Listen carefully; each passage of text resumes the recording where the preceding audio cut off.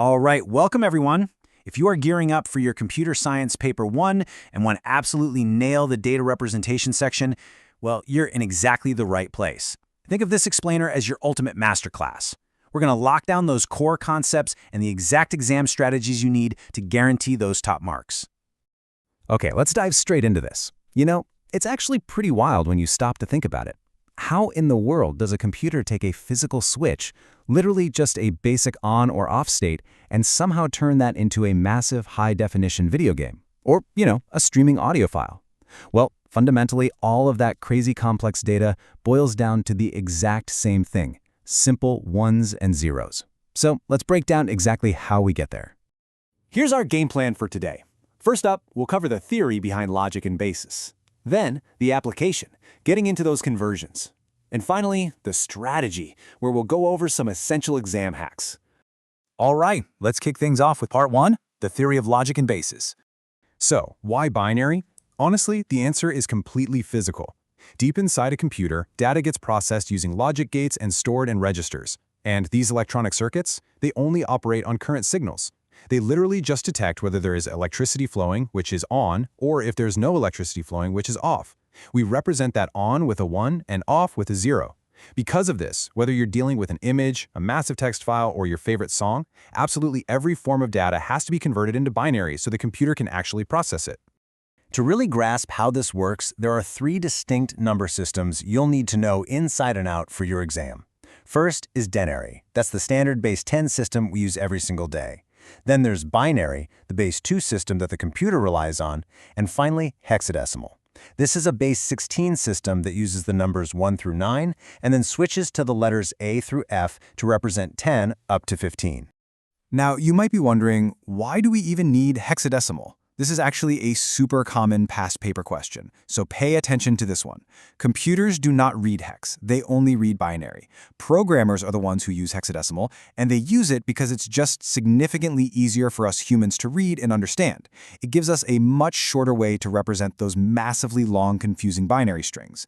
And shorter strings mean we're far less prone to making silly typing errors when debugging. So remember, hex is purely for human convenience. Moving right along to part 2, the application, where we'll look at step-by-step conversions.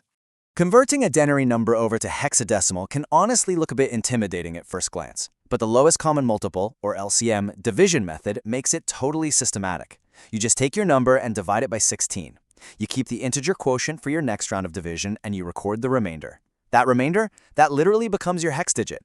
You just repeat that process until your quotient hits 0.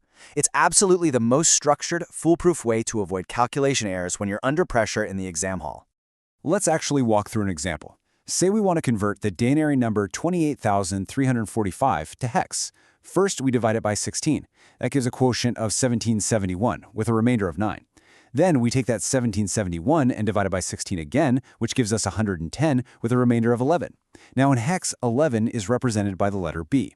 We just keep repeating this division until we hit 0, and then we read our remainders from bottom to top.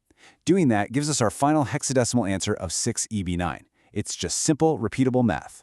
But wait, what about negative numbers? How do computers handle those? Well, for that, we use something called the 2's complement method. And don't worry, it's just a simple 4-step recipe. First up, temporarily drop the negative sign. Second, convert that positive decimal number into standard binary. Third, flip all the bits, so turn every 0 into a 1 and every 1 into a 0. We call this the 1's complement. And finally, step 4, just add 1 to that result. That gives you your 2's complement, which perfectly represents the negative number. Let's actually put this into practice and convert negative 120. First, positive 120 in 8-bit binary is 0111100.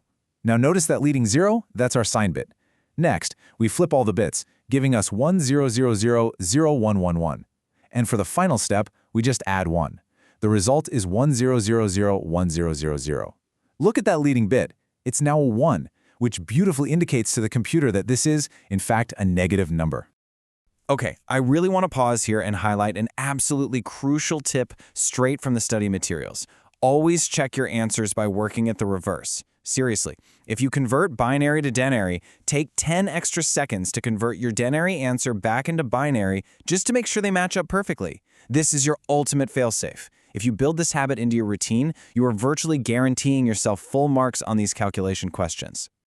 All right, let's wrap things up with part 3, the strategy, focusing on some major exam hacks.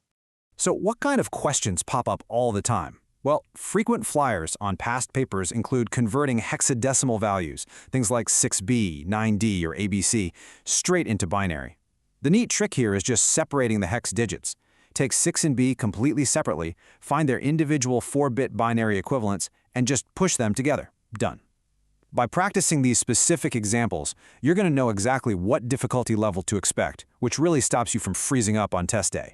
Now, aside from the math, you are definitely going to face written questions, and it is vital that you know the difference between the command words. When a question says describe, it means you need to provide a bit more than just a basic bullet point fact. But explain? That one is demanding. It requires you to detail exactly why something happens, or why you selected that specific answer. Please, don't drop easy points by just stating a fact when the examiner is literally begging you for the why. So the real crucial point here is how you actually structure those written answers. Context is absolutely king. If the prompt gives you a scenario, you need to use that specific scenario in every single point you make. Never just spit out a generic memorized definition. Also, if you're asked for the difference between two things, you must explain both sides. For example, just stating that parallel transmission has multiple wires earns you 0 points unless you also explicitly state that serial transmission has just one wire. You really have to prove to the evaluator that you understand the whole picture.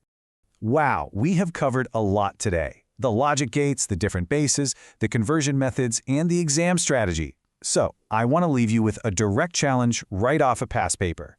Can you confidently convert the denary number 236 into hexadecimal right now and then check it in reverse? Seriously, grab a pen, apply everything you've just learned in this explainer, and prove to yourself that you are ready to completely ace this topic. Thanks for diving into this with me, and I'll catch you in the next one.